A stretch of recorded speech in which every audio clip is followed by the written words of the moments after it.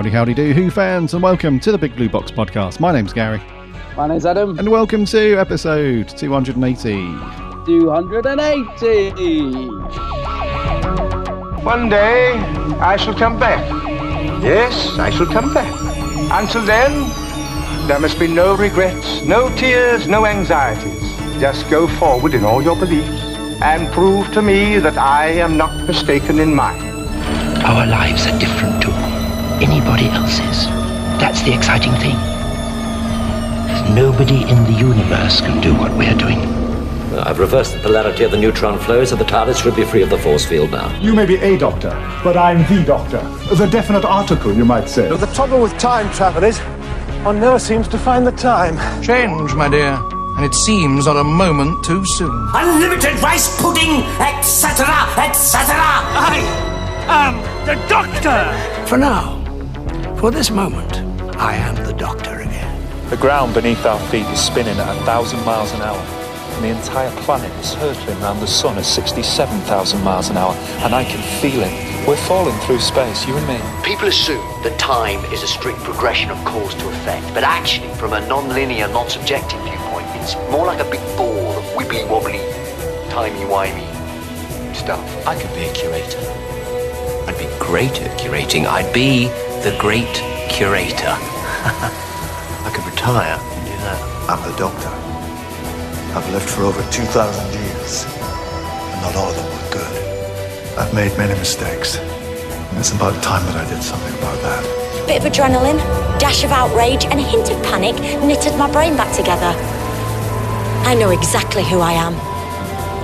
I'm the Doctor. Sorting out fair play throughout the universe.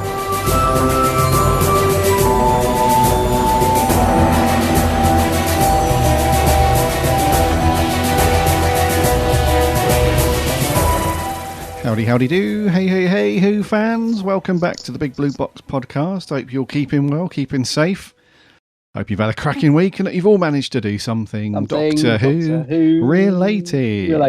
280. Like the way you had got the last bit done. Related. Dull. It reminds me of my son when he was younger. When he got the hump, he used to say stuff. When he was unhappy, if he's being told off, or me or my wife were annoying him, he used to say, "Dad, Mum," like really emphasise the last sort of the last bit. Yeah. So, anyways, welcome to 280. Hope you're all well. The weather hasn't improved here, bud. It's still grey, rainy, blah blah blah. It is, isn't it? Sunny inside the TARDIS, though. All good. Yeah. As always.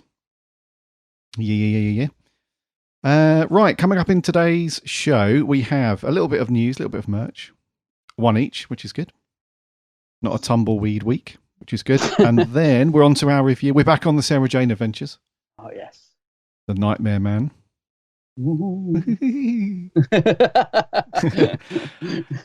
Which I was really looking forward to for two reasons. One, we haven't been on Sarah Jane for a while, obviously. And number two, I'd heard that this was one of the best episodes of SJA. Yeah, it's one that gets brought up a lot, isn't it? Nightmare Man. Yeah. Yeah. But that was cool. Until then, how have you been, dude? How's your last week been? You been all good? Yeah, not too bad at all, actually. I've been mostly sorting out. So when I moved house, I had to put a load of stuff in storage at my sister's garage. And she's been everything. This is ages ago. She's like, "When are you going to come and sort out all this stuff? I literally can't get into a garage." And anyway, it's not all mine. Some of it's my parents, but my dad got a skip finally. So on my couple of days off last week, I went over there and finally started going through it all. And as yourself and anyone that knows me will know, I'm really bad at like throwing stuff away. I just have a sentimental attachment to everything. So it was difficult, but I kind of started off really well, actually. I went in there and I was like, right, this can go. I was throwing away loads of rubbish. But then I started finding all the Doctor Who stuff. I was just like, because I've got a lot of CDs in there. I mean, not Doctor Who, but most of the boxes were CDs. Thousands. I just can't believe how many CDs I've got. But then, I opened up a box and it was all the old It was all the old VHS Doctor Who's. Oh, cool. And I mean, Yeah. I'm talking all of them because I bought every single one back in the day. But obviously, being videos, they've got boxed up and put into storage. And I was like, so I've been throwing all these boxes out and stuff. I was like, well, I haven't got the toy anymore. No point keeping the box. I was doing really well. And I got to the box of videos. I was like, what am I going to do? Because I'm talking boxes of the stuff. You remember, I mean, how many episodes of Doctor Who are there? So I was like, I can't bring myself to throw these away because the covers are just iconic. It was so nostalgic looking through all the old VHS Doctor Who's. But on the other hand, I have got nowhere to put these. So, and so I was in a quandary for ages. Like, well, maybe I'll just keep the covers and maybe the odd cassette. So I've got something with the old BBC logo on. But then I was looking through and the logo changes. So I was like, okay, so I need to keep one of each of that. And I was like, I just couldn't bring myself to do it. So I'm still in a quandary about that. I just don't know what to do because there's no way I'd throw the covers away. I would definitely keep all the covers. But do I keep all the old VHSs? I'm never going to watch them, obviously. I'm never going to use them. But yeah, so they're still boxed, waiting for a decision. But yeah. And then, so I put them to one side, moved on to the next box, opened it up, almost pristine. I had about 9 or 10 boxes of like binders of Doctor Who magazine. Oh, and it's nice. all the old classic, all the old logo on it. And I was like, oh no. Because again, I've got nowhere to put all these magazines, nowhere.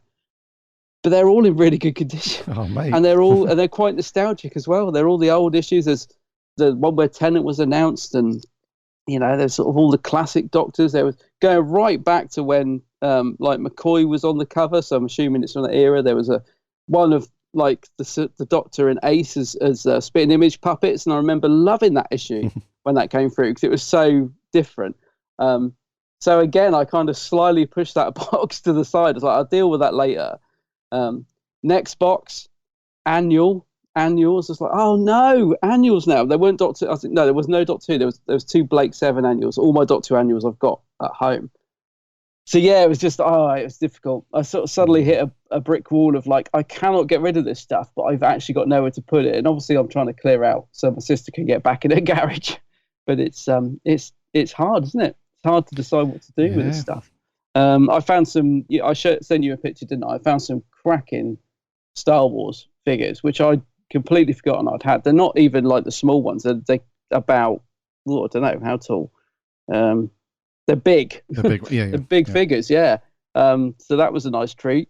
So I did find some good stuff. The only other great thing I did find, because there was a lot of rubbish in there. So on the Geeks handbag, I've got a Blue Peter badge, and people always say, "Oh, did you win that?" And I say, "I did. I honestly did win that. I didn't. I haven't bought it off eBay or Nick. Yeah, it's fake."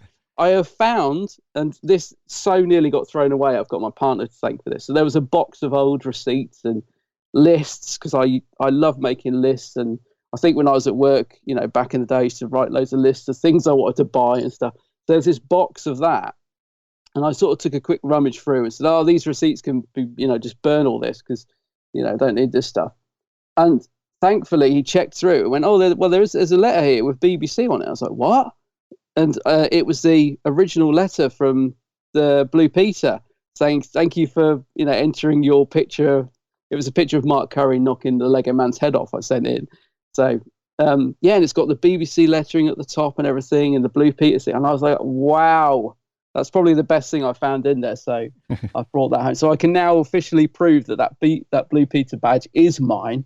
That sounds like a frame job to me, mate. Yeah, it's a really nice letter. Yeah, I'm so pleased. I mean, the sort of sad side of that is that I remember that I used to have the same thing. So a letter from Colin Baker that he wrote me that had BBC at the top and a little TARDIS in the other corner, which I remember my mum saying, "We'll put this somewhere safe," and we never ever saw it again.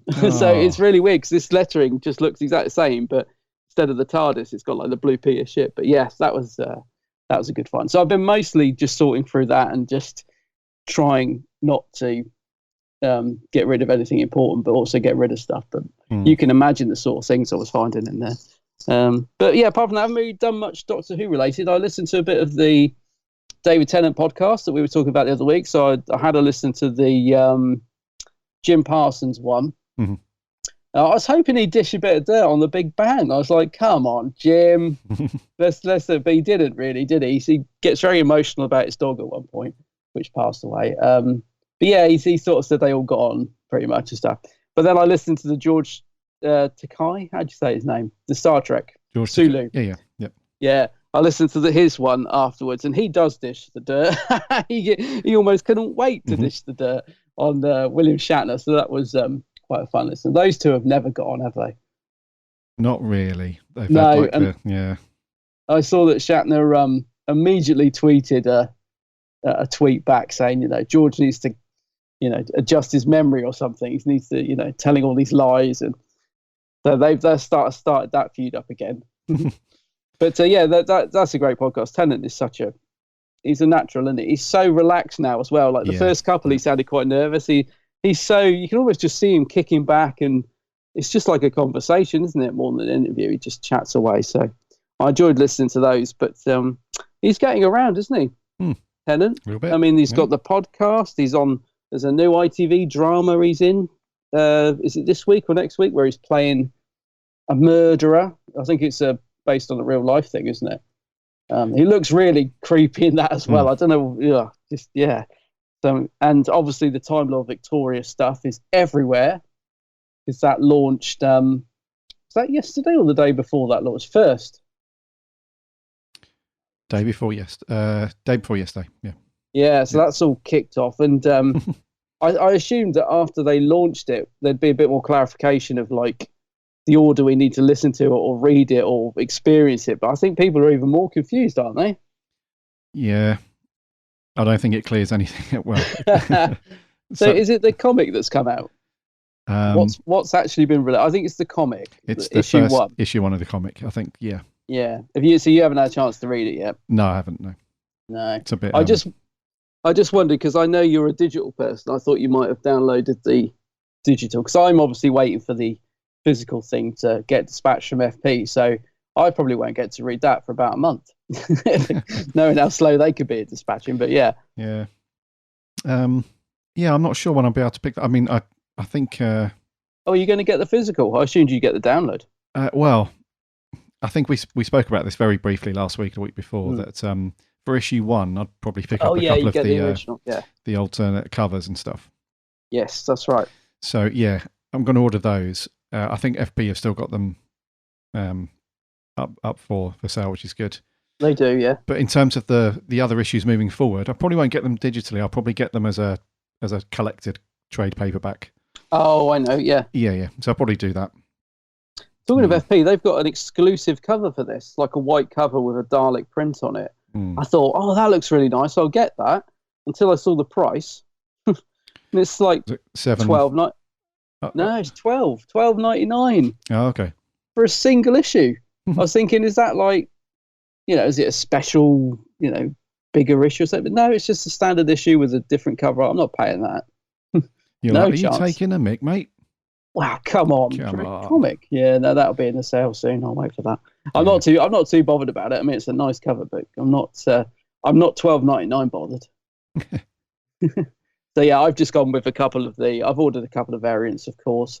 I've gone with the Lee Binding one, the main cover that they've been floating around. Oh yeah, And one of the Dalek ones, can't remember which. I think it's the Gold Dalek, but yeah. Yeah. Oh, it's got the big like the Remembrance big Dalek dome looking Dalek. But Davros that's is the one. Inside. Yeah. That's the one I've gone for. Ah, read you. Yeah. So I'm waiting for that to plonk through the letterbox. Oh, that's issue number 2. So you've pre-ordered number 2, have you? Yep. I have, yes. Yeah. So I ordered the Lee Binding one for issue 1 and that one for issue 2. I like it. Nice. Yeah. The exclusive event. Yeah. That's the one.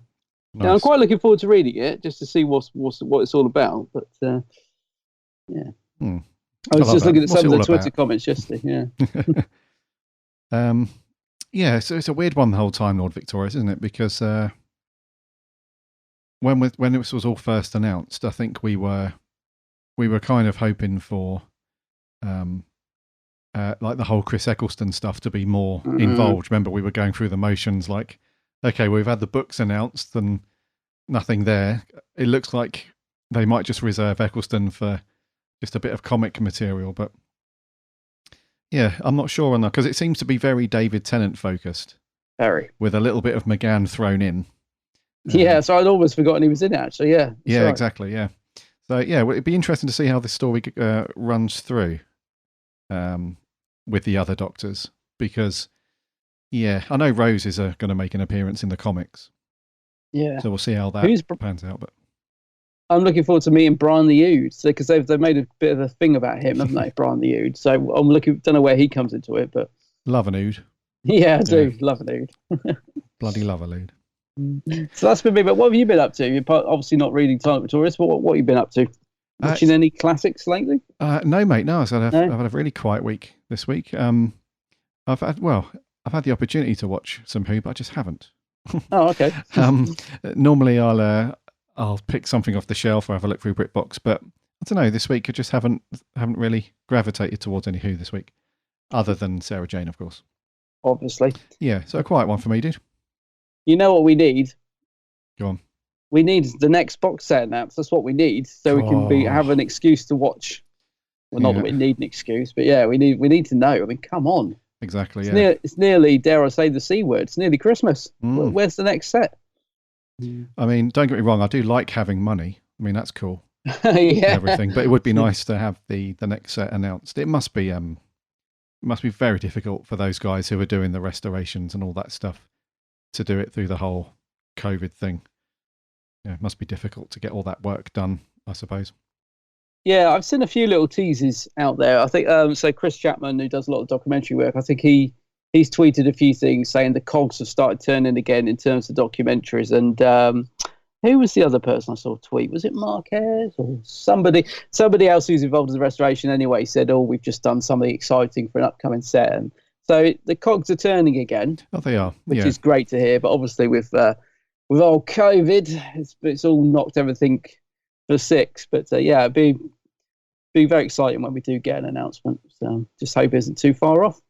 Yeah, I saw on Lee Binding's Instagram last night or the night before, he put a story up there, and it's him and his other half. They were watching some Doctor Who, and then I think the strapline or the wording he put on there said, "Watching some Doctor Who for research," and somebody said, "What's that for?" And he said, "For an upcoming set plus some other bits." So we obviously don't know what Doctor Who he was watching. That would give the game away in a very big way. So, but yeah, like you said, I think the cogs are slowly starting to turn again, which is good. Yes, definitely. Yeah. Okie dokie. Right, before we get on to news and stuff, remember to subscribe to the show in whatever podcast app you listen to your podcasts on. Just do a search for the Big Blue Box Podcast. You'll find us on all those things. Or head over to the website, www.bigblueboxpodcast.co.uk. All the links are on there, plus all of our previous shows and whatnot, plus all of our cool reviews and articles from our writing team get stuck into all of that stuff. We're on the socials too, Instagram, Twitter and Facebook. Again, links are on the website. Come and give us a like and a follow over there. And we have a free Discord server. Come and hang out and chat Doctor Who. All of that stuff on the socials and Discord throughout the week in between shows. And check out my co-host channel over on YouTube, The Geek's Handbag. Yes, featuring a lovely Blue Peter badge. Indeedy. Yeah, which is not fake. He has the letter to prove it. It's not fake. I've got the letter. Yeah. Righto. Let's land the old girl and do a bit of news. All right.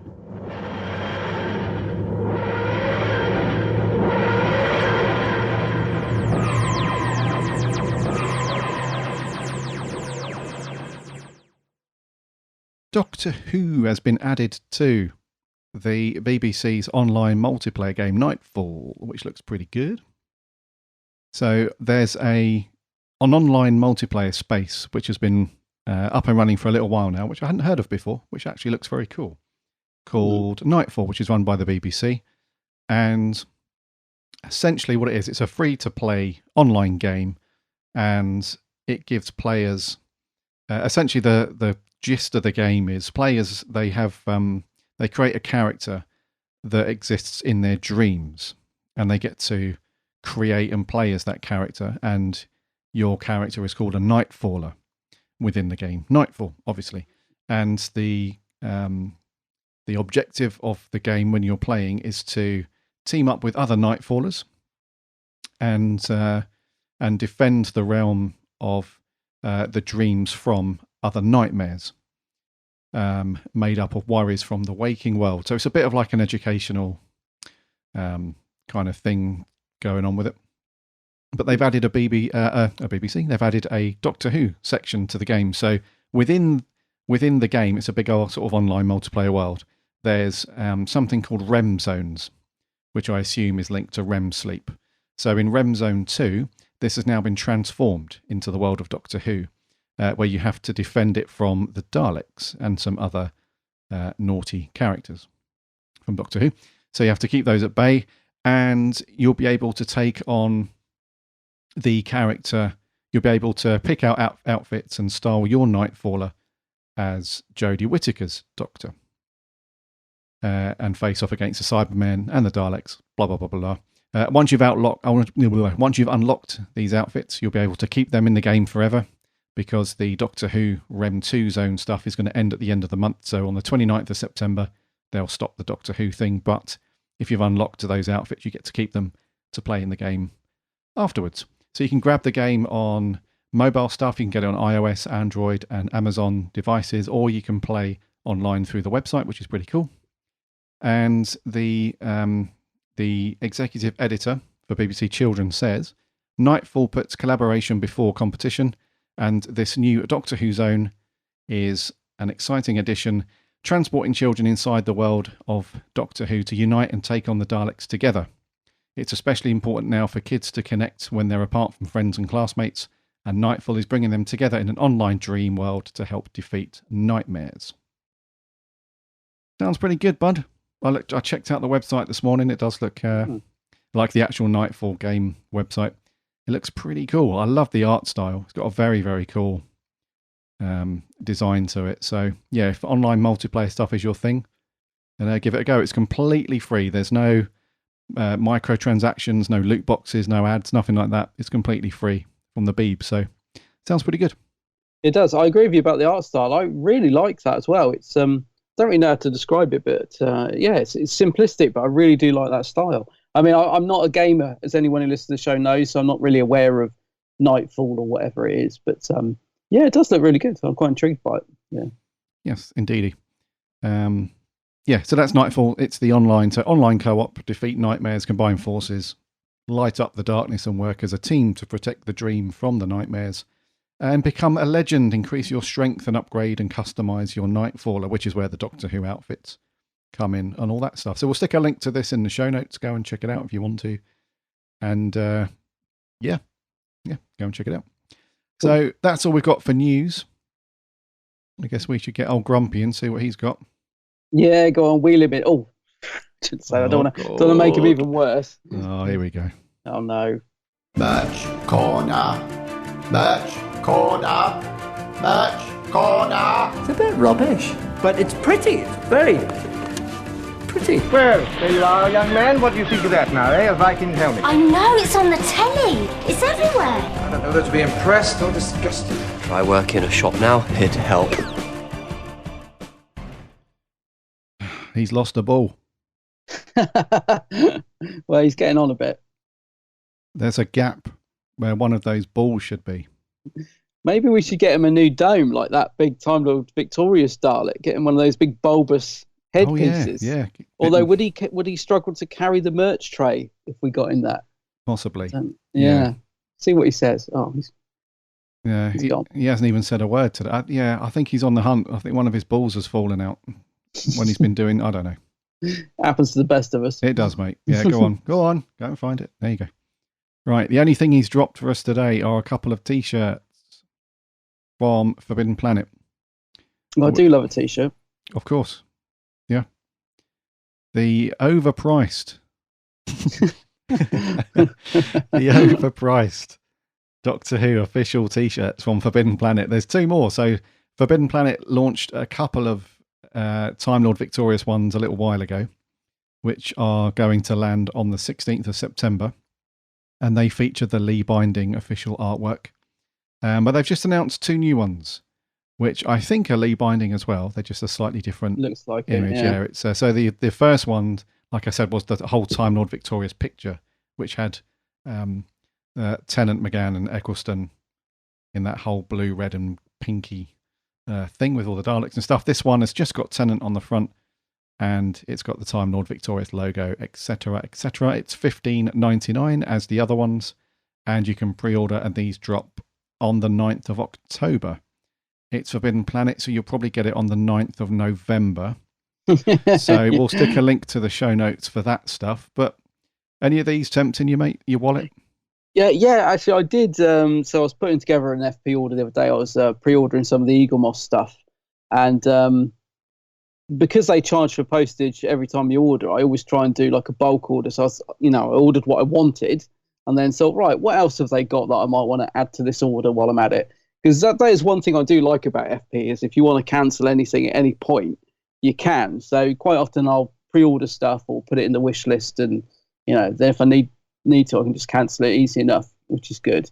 But yeah, I pre-ordered the original, what I call the original Lee binding cover. So it's Tennant with McGann and Eccleston in the background. I pre-ordered that too because I just really like that artwork. But were you not struck on that? Not really, mate, because I'm very hit and miss with the old FP T-shirts, I'll be honest with you. Yeah. Sometimes, when they get a decent design, they can look really nice. They can look very cool. So, like they've done some really cool ones in the past. And they've done the Brian the Ood T-shirts as well. Yeah. They look kind of cool. But the design for that is very nice and stuff. But what they've done with these ones is, yeah, like you said, they've just taken the artwork and just pasted it on the front. And that's it. I mean, you can do that for sort of £3, order your own, design and print your own T-shirt. So for these ones that they've just taken the artwork and slapped it on, still charge 16 quid. I'm not really for that. Yeah, the prices are a bit steep, aren't they? They certainly are for that, yeah. But when they've got like a unique design that's been made specifically for their T-shirt runs, those typically look very good and they're worth the money. But skipping these ones, dude, for sure. Yeah, nothing grabbing you on there. So I was going to say, I do like the fact that FP have set up a whole page of Time Lord Victorious, so you can just literally click on that and see everything they've got, which is what I was trying to do. And ironically, I think the page is probably still on there, but the link to it was on the front of their store, and I now can't find it. So maybe I need to click on the TLV link. But yeah, no, I did have a look the other day. I mean, they're doing loads, aren't they? They're doing mugs and they're doing like card holders and just about everything. They're really sort of hammering as much as they can out of Time Lord Victorious. Obviously, you've got the comic variants. I quite like the Brian the Ood T-shirt. Yeah, that's cool, that one. Yeah. Yeah, that's what you mean, isn't it? It's a bit, that one's more like fits the actual tee rather than just having the pictures slapped on the front. I might get that at some point, but yeah, just having a look through. Nothing else really grabbed me. Yeah, the Brian the Ood T-shirt is limited edition though, so that's one $17.99. So, yep, a couple of quid more for that one. Is that a print to order one, maybe? So a lot of the ones they do, don't they? Oh no, it's glow in the dark. That's why. Oh, is it? Yeah. See, I'm not really sure when they start doing glow in the dark in 3D. I don't know why. I'm not really struck on that type of thing. I just want a T-shirt. I don't need it to be glowing in the dark. Yeah, you just want to keep it old school, mate. Simple. Yeah. Oh, that's a shame. Yeah. See, I'm all up for this stuff, dude. I really am, but I don't know. I think FP really need to look at their stock and their ranges that they do, because you just know, right? Because alongside the T-shirts, like you said, they've got all this other stuff. So you've got travel pass holders, you've got coasters and mugs and key rings. You just know that's going to stay on the shelf in those Forbidden Planet stores for the next 5 to 6 years, and at some point you'll pick them up for like £1. They'll put them in a big old bucket by the door and stuff, So I just really wish that just FP would just focus more of that stuff and put it into better. I'd rather have a smaller lineup of stuff from them that's like quality merch, rather than just the kitchen sink approach where they just print all of this stuff. I don't know. Do you know what I'm trying to say? Yeah, I know what you're trying to say. I'm going to say, on the whole Time Lord Victorious thing, though, are you how into this are you? Because I'm looking forward to getting that first comic, but I don't feel I'm as excited about it as I should be. So I'm kind of into it. I'm on the edge, sort of. I'm curious. I'm standing outside waiting to sort of get into it, but I don't feel I'm not like biting at the tooth to get it. But yeah, I just wonder what you think, because I know you're a big Tennant fan, so I just wondered where your excitement levels are on this one right now. Now that it's all starting to come out, what are you looking forward to? Or are you not too bothered? You're not going to be sat there in your Time Lord Victorious t-shirt with your Time Lord Victorious mug reading your Time Lord Victorious comic. Don't get me wrong, dude. I think you just need a cap.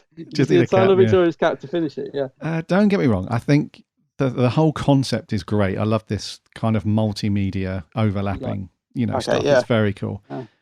I just feel like the story behind it is not original enough to. Oh, I don't know. Like, let me ask you again after you've read the first comic. Let's get into the first comic and see where we are after that. Let's see if it draws us in. Yeah. Do you know what it is? I think I'll be excited once I've listened to the first Big Finish story. Right. Okay. Which is out in November. I think once that's come out, and because don't get me wrong, the comics will be great, but you can't really flesh out an entire that whole universe and story just with a comic or a couple of comics. So I think that those comics will be a great stepping stone into the Big Finish audios and the books. So I think those two things will be like the key stuff to really getting into the story. Yeah. So yeah, I mean, I'm not too losing my mind over it just yet, but I think once Big Finish come with their stories, that probably will be after that. Oh, I hear you. Yeah. What about you? I'm pretty the same. I'm just, as I said, I'm looking forward to getting the comic and reading that and kicking this thing off. But I don't know. I need something else to draw me in at the moment, to be honest. And it could be Big Finish that does that. But yeah, I'm just a little bit on the edge at the minute. I'll read you. Yeah. Okie dokie. Well, that's all the merch we've got. That's it. If t-shirts are your thing, go and check them out. We'll link it in the show notes. Right, review time, bud. What we got? Yeah, so we're on to series 4 of Sarah Jane now, and it is The Nightmare Man. I'm coming, Luke. One more little nightmare from you, and I'll be in your world. You tell us if there was something wrong, yeah? There was this... I can't say it. You're really scared, aren't you? You can't say my name. You can't tell anyone about me. I'm sorry. I'm so scared. Clyde! Ronnie! Who's that on your side? Let me out!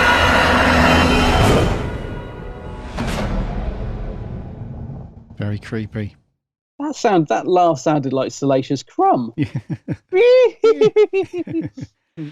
Creepy one, this one. Very creepy, yeah. Yes. Very creepy.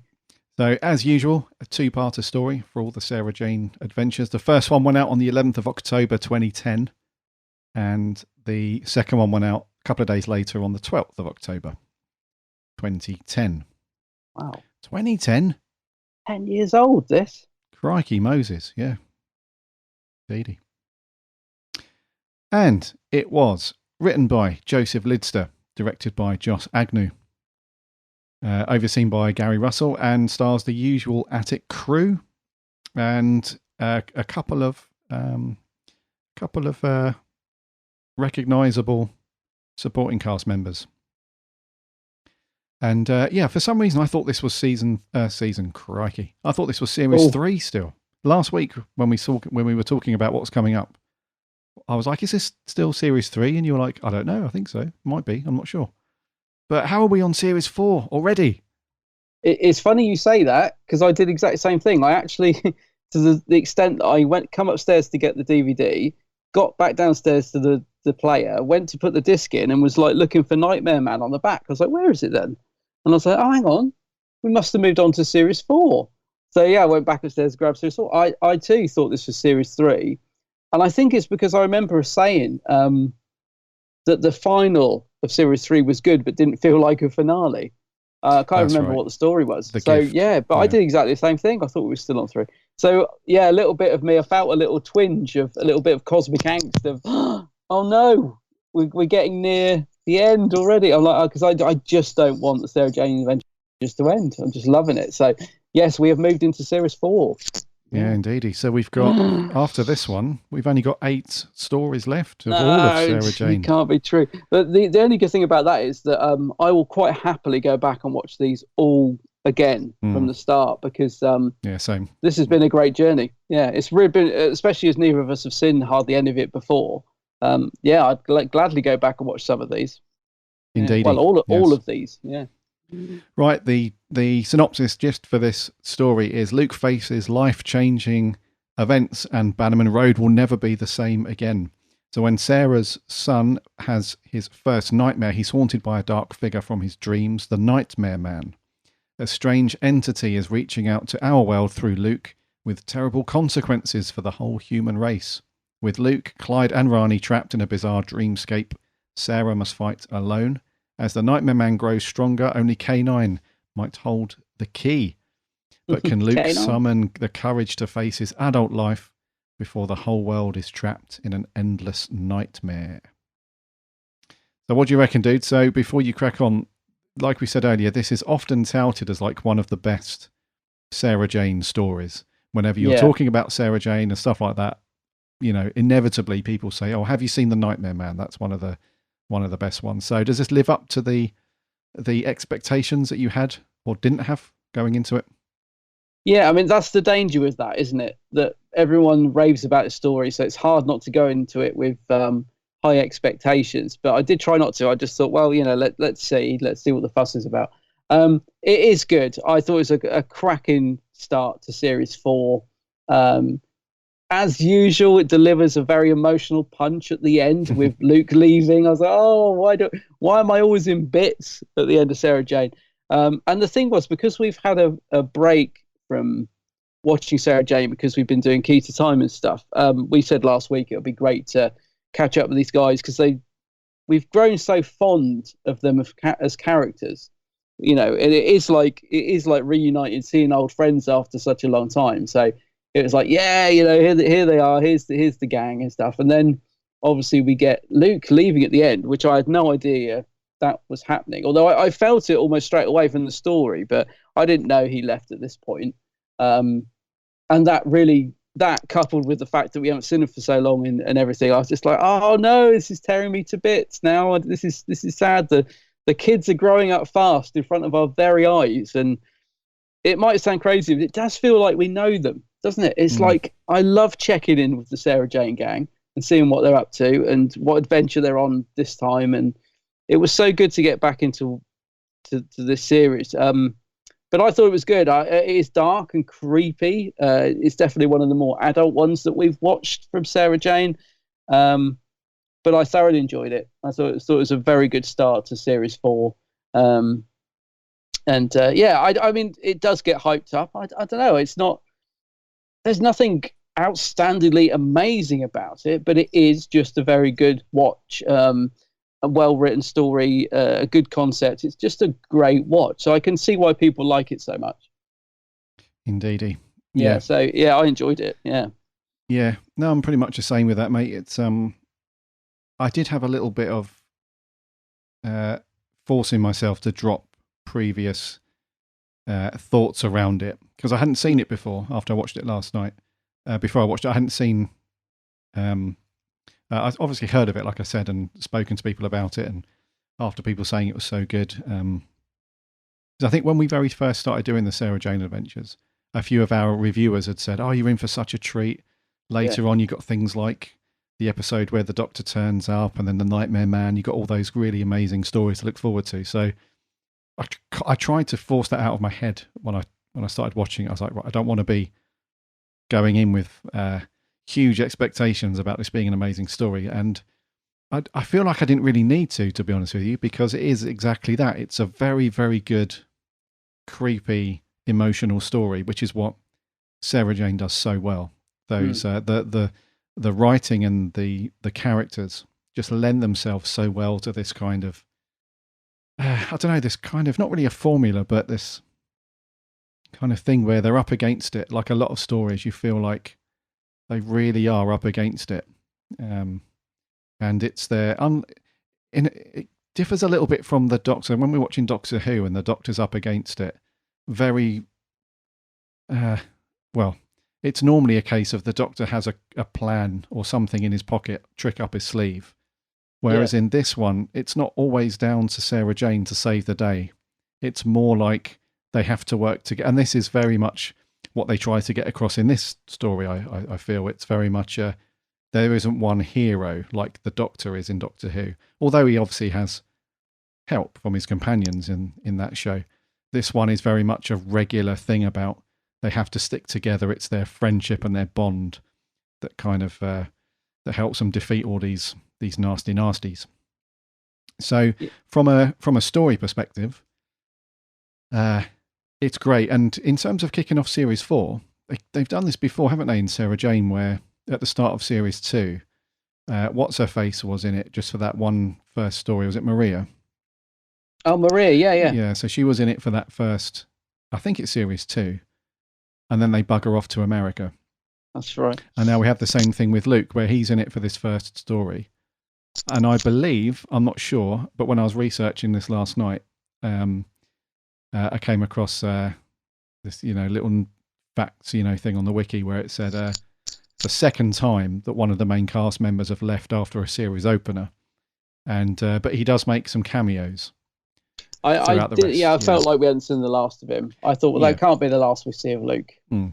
So interesting that they've got rid of Luke. Not entirely, but they've got rid of him for this series in the same way they did for Maria. But they haven't replaced him with anyone else. So when Maria left, she was replaced by Rani in a sort of simplistic way. But we haven't had a replacement for Luke. So I assume for the rest of the series, it's going to be Clyde, Rani, and Sarah Jane. Because K9's gone as well. K9's gone off with Luke to university. So K9's gone as well.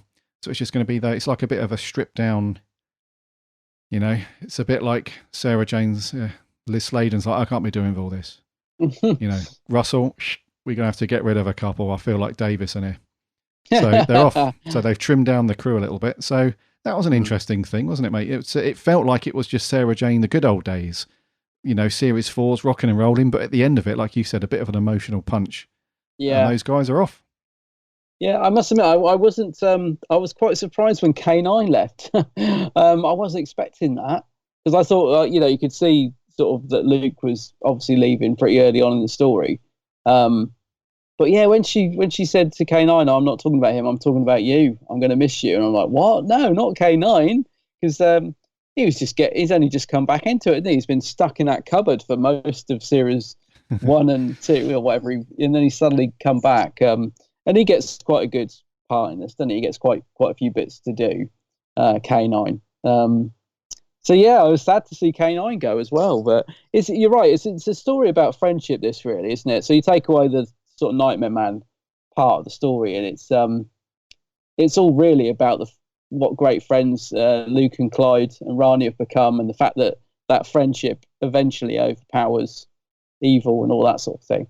And I think that works quite well in terms of having a good send-off for Luke, because he's an interesting character, Luke, because he was sort of made by the Bane, and I like this whole concept that he can't have nightmares, and yet he is having them, so that's interesting. But I think we've said before, he's a good character, but he does often get a little bit sort of not left behind, but he's quite often the one you forget about. Like Clyde and Rani seem to be always more into the action, whereas Luke very often gets captured or something happens to him. So in a way, I'm not saying he's like the spare wheel, because there is much more to the character than that, and I like the character of Luke, but it will be interesting to see how the series goes on, just having the dynamic of Sarah Jane with Clive and Rani, presuming they don't bring in someone else. I mean, I don't know. I don't think they do, but yeah, it'd be interesting to see how that dynamic works or continues, because I don't mean this in a callous way, but I don't know that I'm going to necessarily miss Luke, because in the stories he's been in, although he's been good, he's not been the highlight of many episodes for me.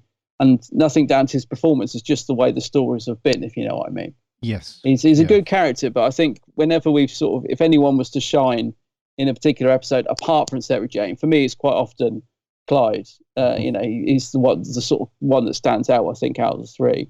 Yeah.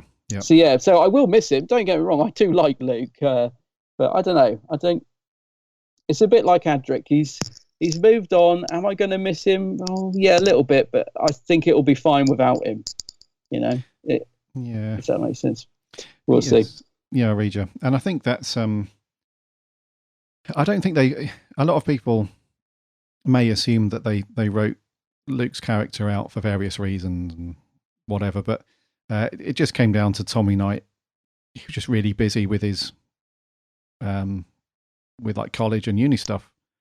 Really what it was. I mean, we speak about Luke's character in previous stories as being very, like you said, not so much a third wheel, but in some stories he's been sidelined a little bit and we haven't really seen him too much and stuff like that. Like you said, he just gets captured and stuff like that. So throughout the first 3 series of Sarah Jane, there were times where Tommy Knight had said, look, I'm really just stacked with schoolwork or college work, whatever. I literally haven't got time. So they had to kind of reduce his recording time just a wee bit. But when he got to series 4, he was like, look, I can't, man. I have to sort of get my sort of life sorted, get my life sorted. Acting's got to come as a wee bit of a second to that right now. So that's why he was off. They didn't write him out because of any, bad reviews about his character or anything like that. It was just Tommy Knight's personal life was just taking center stage, which is rightly so at that point in his life, I suppose.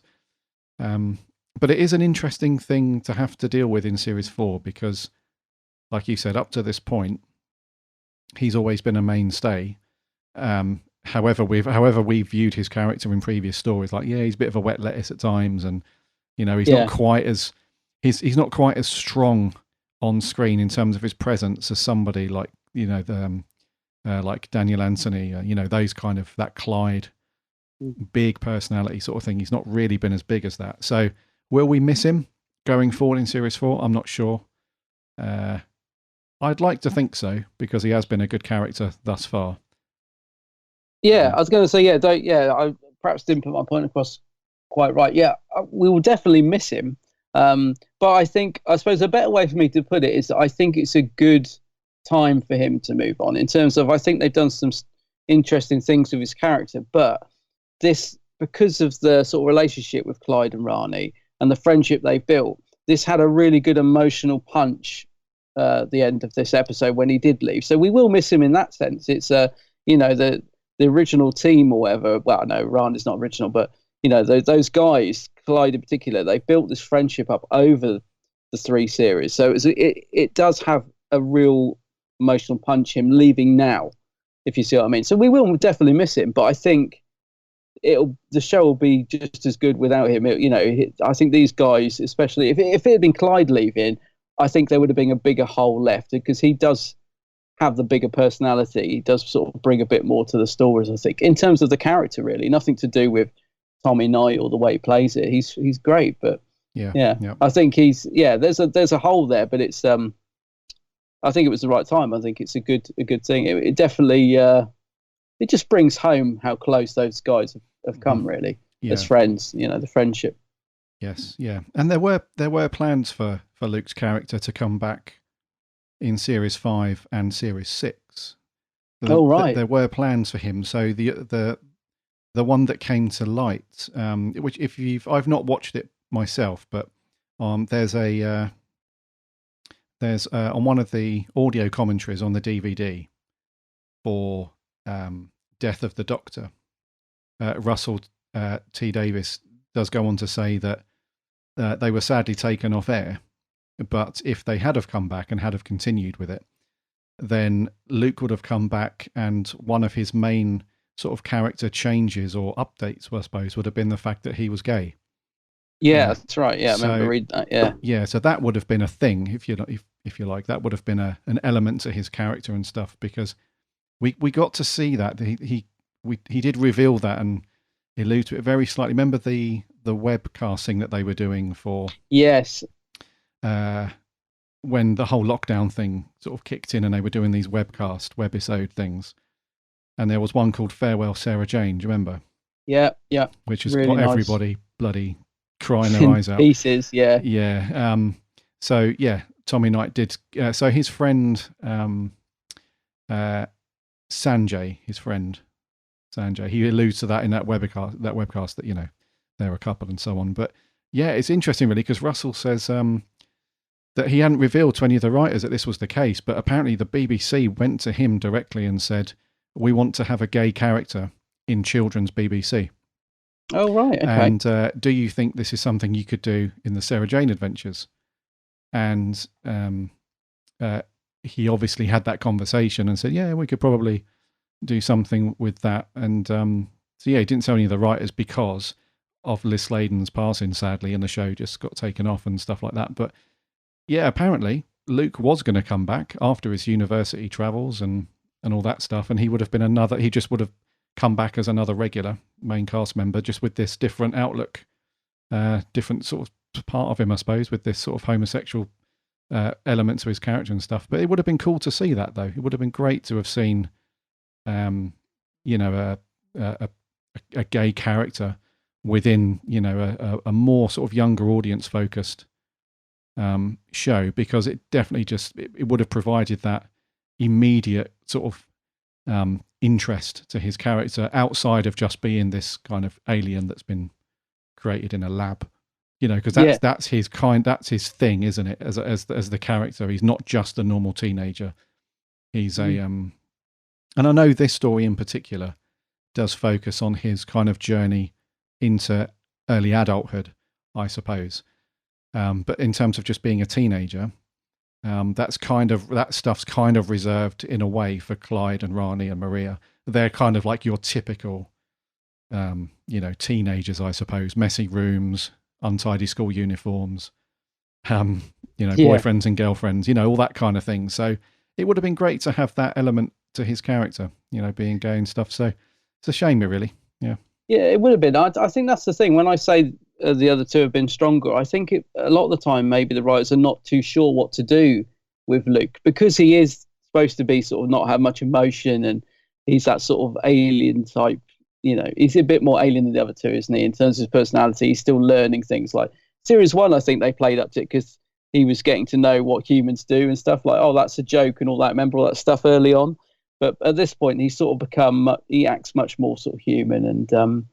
And so I think it's difficult then to know what to do with the character. So that would have been interesting, because then there would have been a big development and he would have grown up, you know, and come back. And that would have been lovely to have seen, actually. Yeah, I agree with you. And there was a bit that they were going to allude to that, weren't they, in the end of this episode. So there was a tiny bit of script that was cut out, which if you go on Wikipedia, you can see it. So Sarah Jane, I guess this is the scene when they're leaving at the end in the car or whatever. She says, Sarah Jane says, have a lovely time at university. You'll grow up. You'll find a girlfriend. Luke says, could be a boyfriend. Sarah Jane smiles and says, well, as long as it's not Slovene, I don't care. And I think that's a lovely line. And I really wish they'd left that in. I really think it's a shame they cut that. And I wonder why they did. But maybe Russell just hadn't decided if he wanted to go down that route with the character at that point. But I think that's a lovely bit of dialogue, that. I really do wish they'd kept that in. Yeah, and it's a very kind of soft introduction to his sexuality as well, isn't it? It's not like exactly. A frying pan in the face. Like he rocks up at Bannerman Road hand in hand with another guy, and you know, all the parents are covering their kids' eyes and you know, reaching for the remote. So it's not like that in your face, big out the closet reveal, is it? It's just a very nice. I say that in jest, you know, in a way, you know, depending on your parents' outlook, you know, and stuff. But it's just a really nice sort of soft introduction, I would say, and just leaves people thinking like, oh, is he gay then? Is he not? That's kind of cool, you know. But I really wish they'd left it. I really do. I think it was just a nice little bit of dialogue, but they cut it. You mentioned Maria earlier. She does get, it's a blink and you'll miss it, but she gets a little nod in this. There's a bit where Luke's emailing her, isn't he? So I'm trying to think now if it was in a dream or if he was. No, he is really doing it, isn't he? Yeah. But then he drifts into the dream. So once again, a nice little nod to Maria. She's not forgotten, and that must have been lovely for the actor, because she probably thought, oh, I left years ago. They probably don't even remember my character, and she's had a couple of little nods. They often mention her, and it keeps that continuity flow, which we've mentioned is so great in Sarah Jane. They always have these little nuggets thrown in just to keep all the continuity going in the show. I just thought that was lovely. Totally, you wouldn't know if it was there or not, but great little moment. Yeah, to see Maria on screen. Yeah, that's a really cool scene, that is, because you can really see his struggle, that he can't, like when he's talking to himself, he can obviously mention the character, the Nightmare Man and stuff, but when he's trying to communicate with other people, whether it's face to face or on this email, he can't actually physically tell anyone. It's kind of got this lock in his head that he can't get it out. And so you're right. It's a blink and you miss. He's composing an email to Maria, isn't he? And he gets to the final sentence, and his finger can't. It's hovering over the N character on the keyboard, and he can't press it. And that's the build up, isn't it? That's the scene where we really start to ramp up him getting closer to being locked in that nightmare world, which is a really cool scene. But so that's another cool scene with him, really, because I know we're talking about this character a lot at the moment, but in a way it's great that they gave him so much to do in this story, because as a kind of send-off episode for Luke and for K9, both of them get a fairly decent amount of stuff to do, which is great, because the last thing you'd want is for this to be like a Clyde focused story or something like that, and then at the end it's just, oh, Luke's off, by the way. Yeah, see you later. So it's really cool that, and he does fairly go for it in this. Tommy Knight in a few scenes. I think it's a great send off for him. I really think him and K9. I think it really is a great story for him to leave on. It's a brilliant send off. Yeah, he goes, and Tommy Knight, in terms of his performance, really good. You can tell. I think he's probably thinking, this is it. My last story. He puts a lot of heart into it. They feel like, because just the inclusion of Maria in this, for example, this whole production, they feel like a proper family. I'm not just talking about the cast. I mean, just the whole behind the scenes production. They seem to really care, don't they, about the show? They include everyone. I mean, just the fact that they've included Maria in this just shows that, they haven't forgotten about her. It's all the way through this series, we've seen little nods to previous characters, previous adventures. They bring in little nuggets from, so everything that's in Sarah Jane's attic. Oh, well, we had that in episode, series 2. Let's bring that rock back or whatever. They just, it feels like there is such a great family continuity throughout this whole series, which I just love. The things that they drop in, and even stuff like from Doctor Who and possibly even Torchwood, I can't remember. There's been loads of little Easter eggs just thrown in left, right, and centre throughout the 3 series that we've watched so far. It just beautifully blended in, like you said, so subtly at times as well. It's just a beautiful production in terms of, that sort of feel that they've really got to grips with what they're producing here. It's not just this is a spin-off that's something to do with Doctor Who. It's, it feels so much part of that universe. I think that's one of the reasons that I love it so much. And just like checking in with the big old Doctor Who family, isn't it? It's just lovely. It is, mate. It's got a lovely glow to it, isn't it? A lovely glow to this series. Absolutely. Yeah. A lot of them have that feel, and really that just shows the quality of the storytelling and the writing for this show overall. I mean, right from series 1, I would say it's as we've gone through each each story and then each series, there's always been that feel that everybody working on the show is just in the zone with it. Exactly. Like hardly ever do you. I mean, it's difficult to compare to Doctor Who because they're two very different. They're in terms of the narrative of the characters and stuff and also the whole time travel aspect with Doctor Who. Obviously, that can get very. You often find endless discussions with Who fans about plot holes and continuity errors and loads of stuff, all that. But with Sarah Jane, you very rarely can pick holes in like character progression, things like you said that you would have seen back in series 1 or 2 that you now see here. It all looks the same. It's all referenced the same. It's all spoken about in the same light. And all those little things, like when Clyde is talking to, is he talking to the Slitheen? Not the, it's, actually, yeah, we'll come on to that. That is in the grand scheme of irony and Sod's Law, I do have to pick out one sort of error, but I think Clyde's talking to, it's either the Nightmare Man or the Slitheen, but he's saying about, I know I don't want to go, I've seen Earth from space and all that lot. That's obviously a throwback to the Warriors of Kudlak when they're up on the spaceship and Clyde's looking out at the Earth and everything. All those little nuggets and stuff all link perfectly throughout the entire story covered across all the series. And really, that's got to be down to all the writers and the producers and stuff. They just seem to have, right from the get-go, just seem to have created this thing that just work. It all just works. It doesn't matter what episode you pick from what series. Everything is linked together perfectly. Everything is relatable to all the other characters. Even like you said, as a if you had never seen Sarah Jane before and this was your first story, you wouldn't care who Luke's emailing. Yeah, exactly. It wouldn't matter. Exactly. It's just, someone he knows called Maria. And it's like you said, it's on screen for like 3 seconds. It doesn't matter. But for a long time viewer, you've watched it from episode 1, series 1, that's a lovely little thing. Yeah, you're like, oh, it's Maria. Exactly, yeah. Yeah.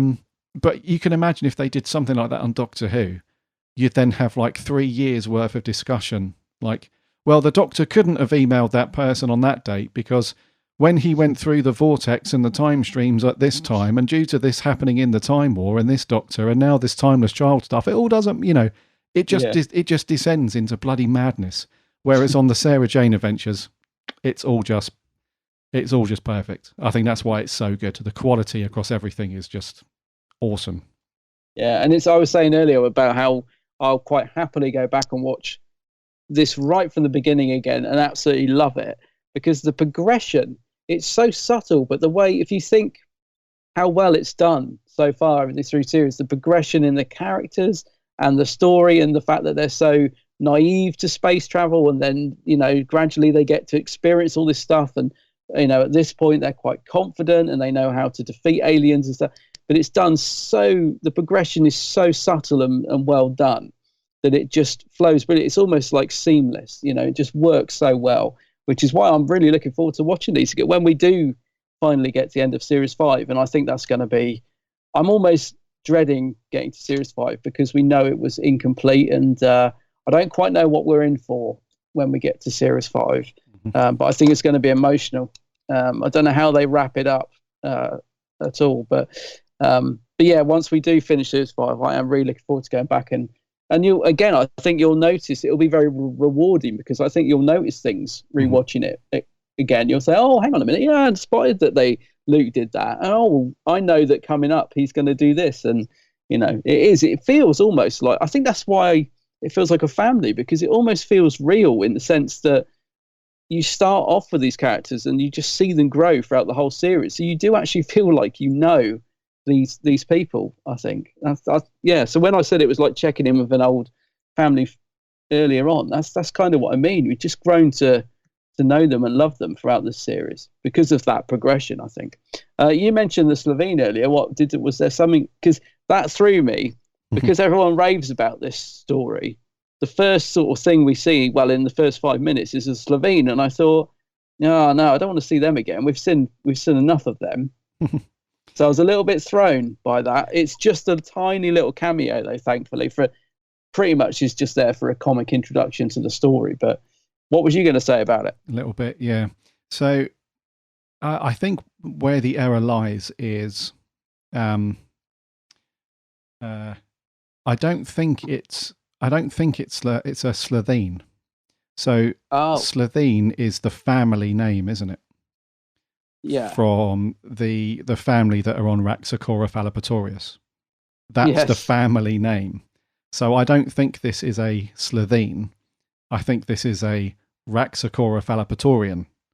So it's they label it as a Slovene in the thing just because it's potentially just easier for the younger audience this is aimed at to remember what that character was. I see. So I don't think it's, well, I could be wrong, but I don't think this is a member of the Slovene family. This is just a species from that planet. I'm not going to say it again. No, I can't. I've never been able to say. Yeah, but there's a few different touches as well. Like they've changed the design very slightly as well, because it's, I assume for the reason of it's not a member of the Slovene family, but the green color. I'm not sure if you could see this, mate, but the green color was quite a bit darker than the other species we've seen previously, and longer fingernails. But there was a slight, I don't know what they were doing really. It was a slight. Remember what I said a few minutes ago about everything being pretty much perfect on this show? It's like the fingernails, they changed in each scene. Some scenes they were brown, other scenes they were green. I would not have been able to tell because I'm colourblind. Yeah, it's weird. Okay. That is weird. Yeah. Other than that, it could have been, well, lighting? I don't know the reason. Yeah, lighting maybe. I'm not sure. But so the fingernails change colour in a couple of different scenes from brown to green, which is weird. But just the overall look and colour of this Raxacorica phallopatorian is a few shades darker in green. It's not that light green colour that the Slovene normally are. However, it was cool to see them being gunged in that good old-fashioned, Saturday morning kids TV show, going live, gungy sort of way. I felt sorry for the cast. I was thinking, I bet they had one take because I bet they couldn't keep gunging them. I bet they were like, look, we got to get this right on one take because we can only gunge you like this once. Otherwise, you're going to have a shower. You're going to have to get changed. You're going to have to wash your clothes. It must have been a one take thing. And they do properly get gunged as well. It's not just a little bit. They are covered in that stuff. It's gross. But that comical start to the episode threw me a little bit because, people rave about this story and they're like, oh, it's really dark and creepy. And then you get this very light, almost comical beginning where they're gunged, and it could quite easily be from series 1, couldn't it? Yeah. So you go from that, and I thought, okay. And then you go from that to what is actually turns out to be a very creepy story. It's a bit like Sarah Jane meets Stephen King's It, isn't it? It's a sort of a mix of the two. It's a very creepy once the Nightmare Man comes into it. So yeah, but that's good. I like that. But it did throw me off scent at the beginning. I was like, what's going on? Why is Slovene in this or the Raxacorica phallopatorius, whatever you call them? But yeah, so that was a bit of a doppelganger beginning, I think. Yeah. Yeah, not doppelganger. It was a bit of whatever the word. Yeah, it's red herring. Yeah, it kind of lulls you into a false. Oh, this isn't too bad. This is sort of light and fluffy. People getting gunged, and because they don't seem too bothered either. I mean, you can tell that they're miffed about being gunged with like the innards of a Raxacorica, blah blah blah. Yeah, but it's in a comical kind of way. They're not like kicking off, going mad. They've just got that look on their face, like, oh god, this isn't going to come out in one shower. Kind of look on their face, but it looks proper gross. Yeah. Okay, so in terms of the actual vibe of the story and the creepiness of it, I've got to be honest, mate.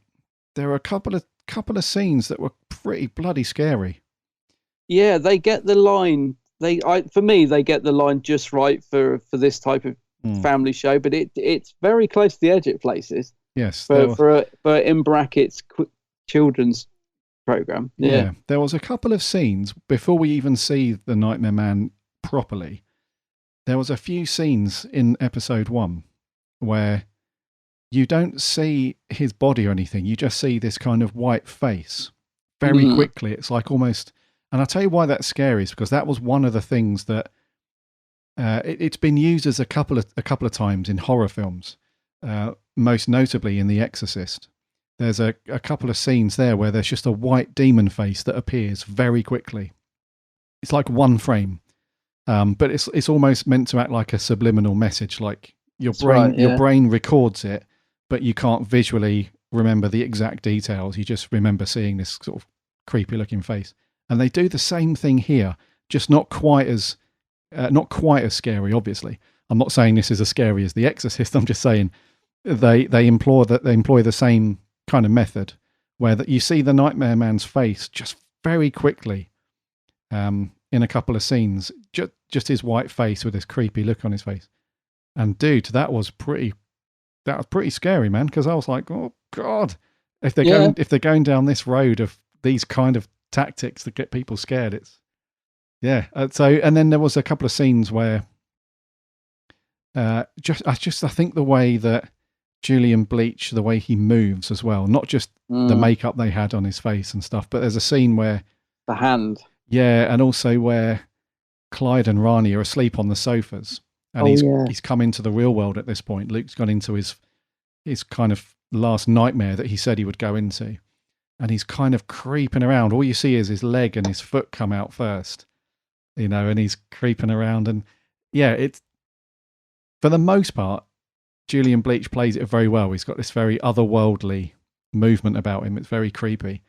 And there are a couple of times where he's a little bit, I guess for the sake of the younger audience, he doesn't want to be too threatening and too scary, I suppose. He's a little bit comical. It's like you said, it's a kind of like it's like a mix of Pennywise the Clown from It and just like a standard villain that you would see in Sarah Jane. It's there are a few scenes, like, towards the end where they all meet up in the same nightmare, the same place, in the corridor. They've come out of their individual nightmares. Yeah. And then he comes in as well, doesn't he? Because he's freaking out. They're like, oh, they're together. They can't be together. So he goes back into the nightmare world. When he's in that bit, he's not quite as scary, because I think the direction, they've just filmed everybody from top to toe, and you can see them and stuff. And he just looks like any other character. But previously in the story, whenever he's been in the scene, he's just got this, I don't know if they use like a slightly different camera angle for him or whatever, coupled with the music as well. It just, there's quite a few scenes where he's very creepy. And I was imagining like younger kids being pretty freaked out by that.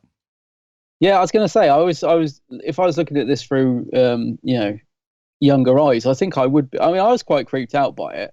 But as I said, I think they always manage to just get the line right in this. They don't go too scary with it. So I think you would be scared, but it's a bit like that thing when you are a kid. It's not taking it too far. It's just enough to be scared, but you almost feel like you enjoy it. So you like to be scared by it, because there's a safety net around Sarah Jane that, even though if you were young and you were scared by this, Sarah Jane's there. She's gonna, or Luke's there, or whoever character you like. There is this safety net with Sarah Jane that that it's going to be okay. I think, and they never go beyond that. They put them in danger, they put them in peril, but it's going to be all right. And that's okay for a kids show. It's this little family show, whatever you want to call it. It's fine to have that safety net. When you're going into sort of Torchwood or even Doctor to an extent, you want to sort of, that net needs to be smaller. You want to have a bit of element of danger, but we're dealing with a family kids show here, so you got to have that. And I think they get the balance just right. I thought Julian Bleach was good. He's sort of a cross between the Joker and Pennywise, isn't he? He's got this sort of clown face. He's the look of him is very simple, but it's good. I like the red carnation or whatever it is he's got, works well. I think that reminded me of the red balloon with Pennywise. I think that's why I thought of that. He is good. It took me a while to get used to the accent, because he does this weird sort of, I don't know, what would you call it? Reminds me of like a sort of not mime eyes, because a mime would be silent, wouldn't he? But I don't know. He does this sort of weird performance, and it took me a couple of minutes to get into it. I think it works overall, but I do know what you're saying. There are moments where I think it's better when it's sort of snapshots of him on screen rather than when he's on screen for a long time. Yeah, I read you. But he's good. I mean, I just kept thinking, oh, that's Davros, because he played Davros in the modern series, didn't he, or New Who, whatever you want to call it. Since the show came back, he's always played Davros, and he is superb as Davros. He gives a real subtle performance. I love his version of Davros. But yeah, this one he's getting to be a little bit more, like you said, traditional villain, if you like. But it works. It's good. It's creepy enough. It definitely, if I was a kid, I'd be frightened of him. He's definitely creepy. Yeah. So I think he is good. Yeah. Yeah, and he does those. I assuming this is down to a combination of himself and the director Joss Agnew, but they kind of come up with this this way of him being creepy but not too scary. Like you said, the line is there. But he does this kind of weird grin as well. Like a lot of the times when he's talking, he's got this big, huge grin while he's being quite threatening and stuff. And that just makes it worse because, it's like everything's a joke, everything's funny. A bit like it's like the Joker from Batman, the Joker from, he's always cracking up laughing and stuff, but he's doing it while he's murdering somebody, or he's being quite nasty. So it's that kind of vibe, isn't it? It's that he's got this big like row of teeth, big old classic evil villain smile. But it's also the way he talks as well. Like you said, he's got this weird high pitched laugh and cackle sometimes, and it's very well done for the audience. Like you said, I think they do come up to the line a few times, but they don't cross it. I wouldn't have thought there would have been any parents complaining to the BBC that their kids have now got nightmares for days on end. But yeah, it is a little bit. Yeah, and Julian Bleach, she does play it very well. Very well. And his Davros is great. Yeah.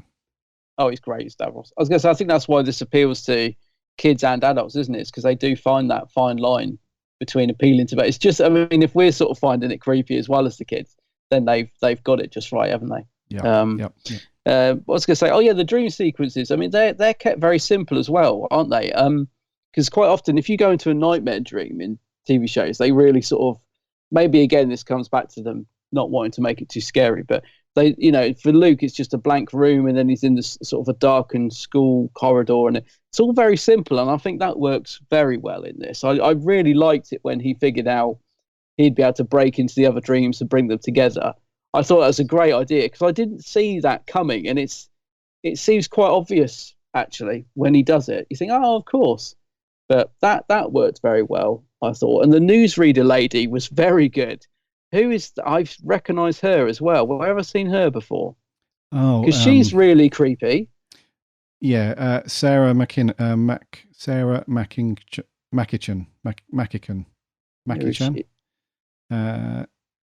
newsreader.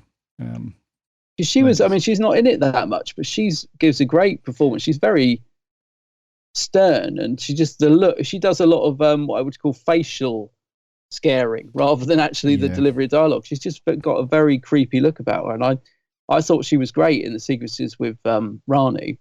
But where have I seen her before? I'm sure she's been in other stuff. She's been in loads of things, yeah. How do you say her bloody name? How do you say that? Dune, is it? No. That's the character, isn't it? I think the character... sorry, no, her name is Dune McKeechan, I think. Dune McKeechan, yeah. But she plays Lewis Marlowe, the newsreader. But she has been in loads of things, dude. I think she might have been in Who before. See, that's what I'm thinking. I'm sure I recognise her from Doctor Who or something like that. But she was great. I again, that was an interesting concept. When, again, we were saying earlier, this is like 10 years old. When she breaks out of the television and she's fighting with Rani for the TV, I thought, that looks pretty good for a show with limited budget. And, the whole effect was very well done, I thought, when she was pulling the Rani through the TV and everything. Yeah. As was the opening CGI shot of the moon and the Earth. I was thinking, this is quality, like CGI for the time. Still looks great, 10 years on. Yeah, no, it looks really good actually. Mm. And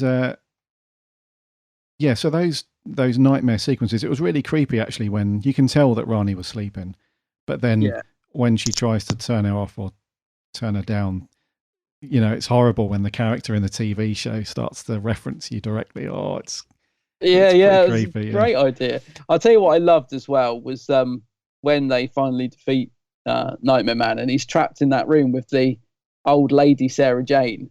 And just the way Liz Sladen plays that, of just the sort of glee of, you're trapped with me now. And I thought that was just such a fun way to end the episode, of him like being trapped with her, because she probably would drive him crackers. But that was fun, wasn't it, to see Liz Sladen playing that slightly odd old woman version of Sarah Jane in one of those sort of what do you call it? mobile mobility scooter. Oh, the things. mobility scooter thing, yeah. Yeah. So that was, but yeah, what a fun way to end the episode of him getting trapped with her. That was great. Yeah. So I found between the two. So with Rani's nightmare, I thought that one was quite creepy, quite scary. Yeah. I didn't find Clyde's one that scary though, because essentially I think it played on their kind of future fears, if you like. So Rani wants to be a journalist, and this character, Louise Marlowe from the BBC News office, it looks like, has dragged her in and said, look, if you want to be a journalist, you're going to have to let go of your feelings for people and stuff, because they're going to expose Sarah Jane Smith live on the show. That's the thing. Yeah. Rani doesn't want to do it. So you can see there's a thing there. But with Clyde, he just ends up working at like a fast food place, doesn't he? And yeah, it was a bit odd, isn't it? Now you mention it, it's not like the worst nightmare. Whereas I thought when Luke first starts having him, and he's overhearing Sarah Jane saying, "Oh, I'll be glad when he's gone," and I was thinking, God, she's playing that so well, and I didn't find it funny, but it sort of was funny as well, just because she was being so harsh, and to deliver the line so realistically like that, you felt really sorry for Luke, even though you knew it was a dream. But yeah, Clyde's one odd, isn't it? It's not the worst nightmare. Yeah, and you can kind of see what they were going with. So he was, when he saw that old Sarah Jane in the diner thing he was working at, he was kind of more confused rather than scared. So he was like, well, I was good at me art, wasn't I? And all that lot. And because she's basically saying, look, this is what you've amounted to. You're nothing, sort of thing. Yeah. And he's like, I was good at my art, wasn't I? And all that lot. And he doesn't really seem scared like Rani and Luke are. He's more just sort of, oh, what am I doing here? Sort of thing. So for me, the character of Clyde, who's normally really good, and he was good, don't get me wrong. Daniel Anthony he was good as usual. I just found the character, it didn't feel like he bought into the whole being scared of either the Nightmare Man or his own nightmare. Whereas Rani and Luke, they did. It felt like they were genuinely scared of what they were doing and where they were. But yeah, it's a good point. No, it's a good point. I hadn't thought about it much at the time, but yeah, that is a good point actually. Yeah, his nightmare was quite tame. Yes, yeah. Compared to the others, I suppose. Yeah, that's true. Mr. Smith and K9 get some fun scenes in this, don't they? A little bit of bants between those two. See, I think I'm going to miss that. I'm kind of sad K9's gone. But then it could have been easily overused, I suppose. But it's a good bants between him and Mr. Smith. I do think they've got to get rid of the Mr. Smith fanfare, though, because there are moments when it works. It's fine if it's a quiet scene and Mr. Smith, we need you, and he does his fanfare and he opens up. But there's a bit in this when all the action's kicking off and you've got all the music is all action music, and then she says, Mr. Smith, quick, we need you. And I'm thinking, you've already got the action music playing. We don't need Mr. Smith's fanfare on top of that. Just open, Mr. Smith. You don't have to be like in the middle of this action thing, taking 5 minutes to open when we need you now. It's like there's a time and a place for that fanfare music, and it didn't need it in that end scene when everything's kicking off, because it was played on top of the instrumental music. It was too much. Yeah, that's true. And I was going to say, it cracks me up that he has to do that every time he opens. Yeah, I was going to say, Sam Watts, who's been the sort of lead composer on Sarah Jane. Yeah, he came up with some really good music in this one as well. There was the whole sort of lullaby thing mixed in with some music was really creepy, but there were some really nice pieces of music as well. There's a bit early on where Luke is I think Rani's gone off to school, and Luke's kind of a bit upset because he's not part of the school crew anymore. They're sort of doing their own thing without him. And then there's obviously the bit at the end where he's driving off to university. It's some really nice pieces of music there.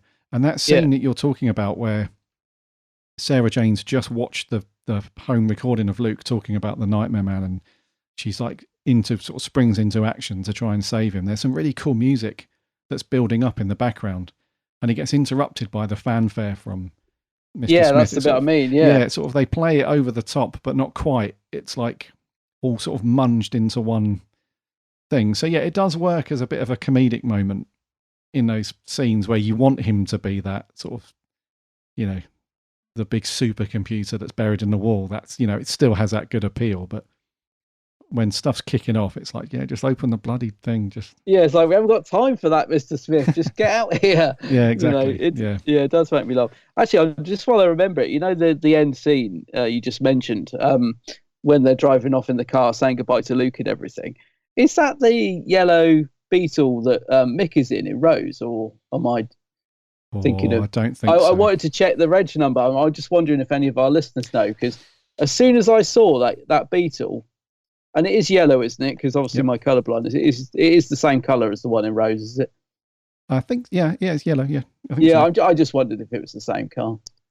Just as a bit of trivia. Normally, Wiki would be on this, and it doesn't say anything on Wiki, so maybe it's not. But I just wondered. It's not the same. No. Oh, it's not the same. Oh, okay. No, I'm looking at two different images of it online. So, Mickey's one, the reg is RLF 77IR, and Luke's one is JTB 329K. Oh, okay. And there's a slightly different headlamp configuration and stuff like that. So it would have been a lovely little touch, but they're different cars. Same colour though. Oh yeah. Okay. Well, at least I got the colour right. Yeah. Yeah. And obviously Luke has got the roof rack for all of his luggage. All of his stuff. Yeah. Talking just quickly, K9 and Mr. Smith. Lovely scene. When K9's ready to go off with Luke to uni. Yeah. Because normally Mr. Smith just calls him the dog, doesn't he? The dog. And he's like, goodbye, K9. He uses his name fully. And then K9's like, your company has been adequate. Yeah. Yeah. And then, and then I think Mr. Smith says something else after that. I will miss you, or something like, I will miss your company, or something like that. Yeah. It's a lovely little bit, isn't it? And it's really nice because they didn't have to do that. The emotional build up towards that end part of the story was around Sarah Jane and Luke and the others. Really, they didn't have to do the little bants between the electronic folk. So it was nice. It was a nice little send off for K9 that Mr. Smith acknowledges him as like what he is, and not just some the classic old tin dog, I suppose. Yeah. No, lovely scene, and I think they handled the Clyde and Luke, friendship during this sort of time really well as well. So the whole thing of Clyde not really wanting to acknowledging that Luke was leaving, I think is quite real as well, because Clyde being Clyde's just trying to, he's like the lad, and well, he's off. Yeah, I don't care. When of course he does, and I thought that was great. The way they dealt with that, and they gave him the surprise party, which of course turns into Luke having a nightmare, which was a good scene as well. Mm-hmm. But yeah, the end scene between those two, you really feel, clearly these guys are friends in real life. You can just see that it just oozes through the screen. So I imagine it was quite emotional for real when they were filming these scenes. But that's a lovely moment when Luke and Clyde say, goodbye at the end, and Rani, of course, Rani as well. But yeah, because Luke was sort of there first, there's a bit more between those two, I think. But lovely end scene that. While I mentioned the Rani, actually, one thing I did put on my notes. The Rani? Hold on. Not the Rani. I was going to say. Yeah, not the Rani. It always throws me that they called her that. I thought she was great in this. She to me really looks after them. She's sort of always in the background making sure that Luke and Clyde are okay without them really knowing it. So, she's the one who says to Clyde, pull yourself together. Your best mate's leaving. Come on. You can drop that macho act. You just go and see him and all this stuff. Yeah, I just love, again, a fully formed character. And I think, I just really like those guys. I think Rani, Clyde and Luke, they're just such a great bond and friendship between those guys. I think you can tell on and off screen they're just great together. So yeah, absolutely. Yeah. And like we said, it'd be interesting to see how the series progresses now without Luke, because it will be down to just Sarah Jane, Clyde and Rani. So it'll be interesting to see how that pans out. I imagine that because the writers they have on the show are so good, it will be great. It will still be great Sarah Jane watching and stuff. But yeah, maybe it might be a bit weird for the next couple of stories, because Luke sometimes does provide that. He's almost like, especially in the early days, he was the opposite to Clyde, wasn't he? Whereas Luke was very reserved and quiet and a bit of a boffin, quote unquote, and all that sort of thing. Clyde was more like you said, a bit of a lad, always joking around. So when you had both of them together, you could play them off of each other, and you could have that dynamic and that banter and stuff like that. Whereas Clyde won't have anybody now to do that with. Not quite the same thing doing that with Rani than it is with Luke. So yeah. And it'd be interesting to see how they write it with Sarah Jane, won't it? Because she now, whereas Clyde and that can go back to their families and Rani can go back to her mum and dad, Sarah Jane has only got Mr. Smith, who spends most of his time in the wall. So she's gone back to how she was at Series 1 on her own, basically. So it'd be interesting to see if they dwell on that much or not in the next couple of episodes. I think we'll see a little bit of it, I'm sure. She's not just going to be like, Luke who? So, they're bound to sort of show moments when she's on her own. But yeah, it'll be a different dynamic, I think. Looking forward to seeing the next story to see how that plays out. Yeah. Yes.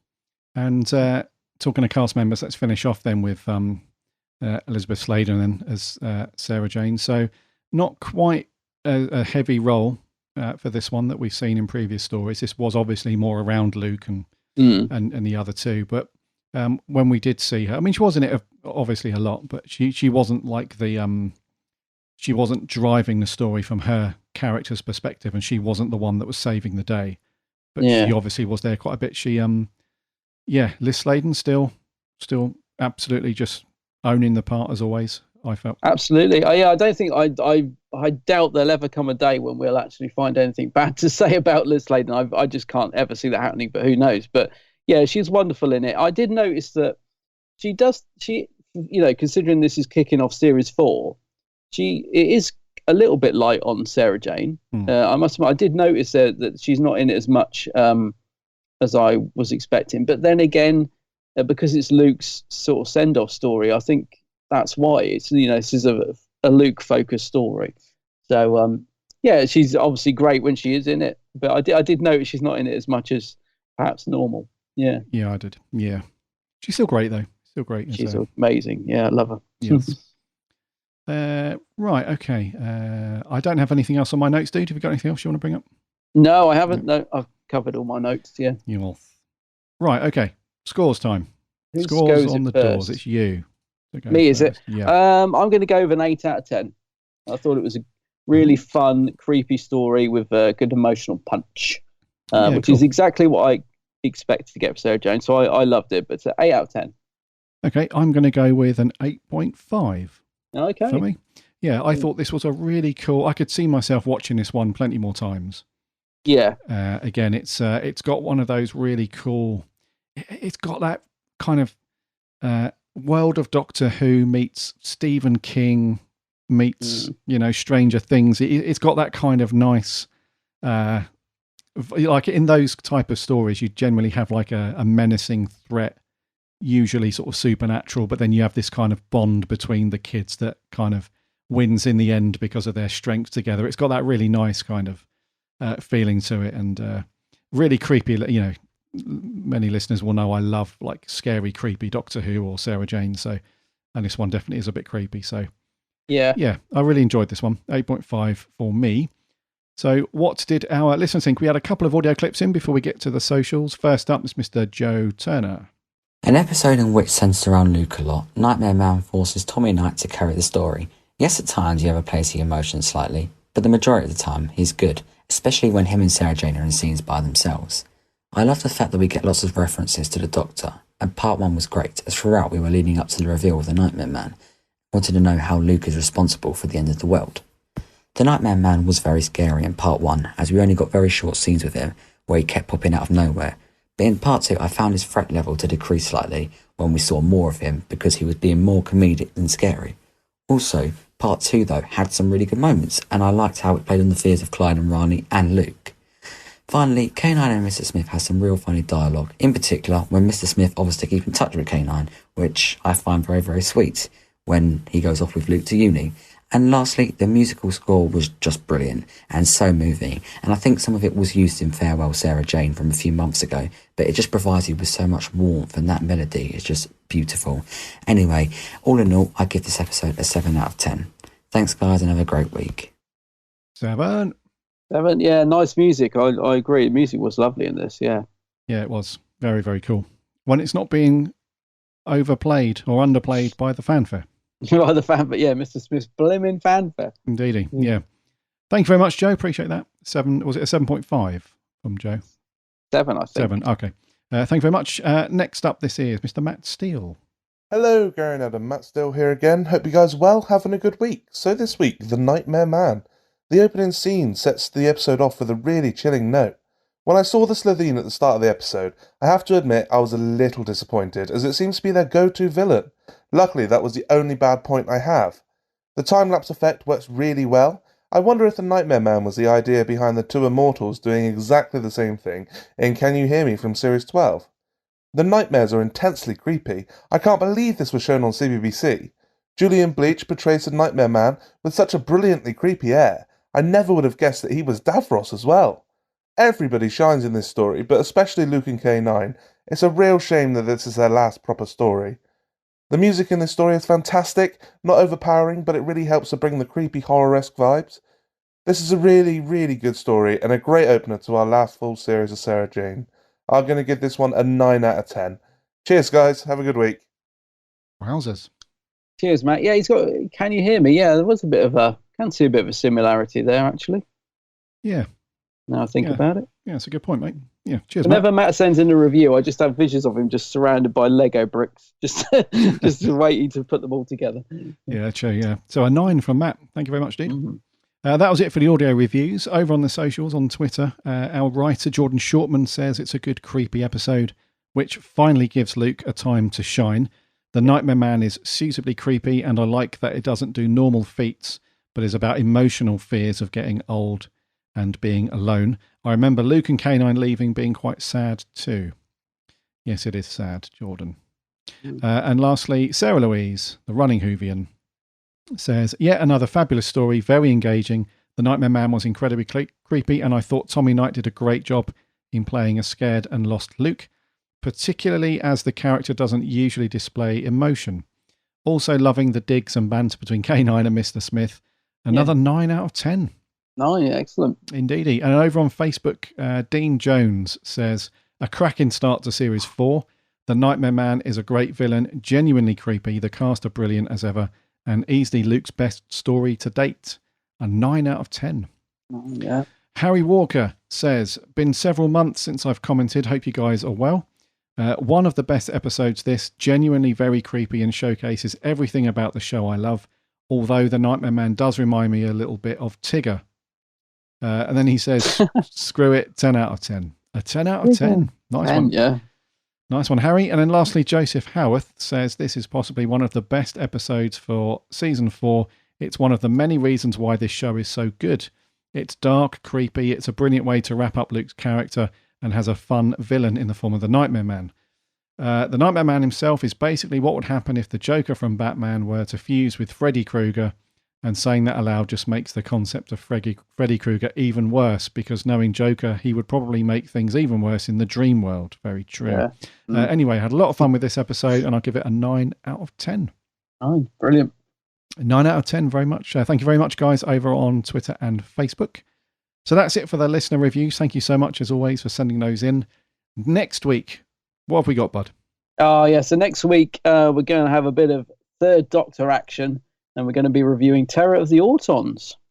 Okay, a little bit of Third Doctor, back to the very early 70s, I believe. Autons. 70s, yeah, I think. Must be. Yeah, it must be 70s, yeah. Yeah, so a bit of Doctor and Joe Grant action. I don't mean that in a... No, you know, steady on, yeah. And from what I remember, a massive supporting cast as well for that one. I haven't seen it in a while. No, I haven't seen this for a while, actually. No, I remember Big Daffodils, Killer Daffodils. Yeah, I'm actually very much looking forward to rewatching this one. Yeah, see what it's like. It's been a while. Yeah, that's been, yeah. Okay, so That's next week. But until then, I think we'll wrap there, dude, for 280. Alrighty.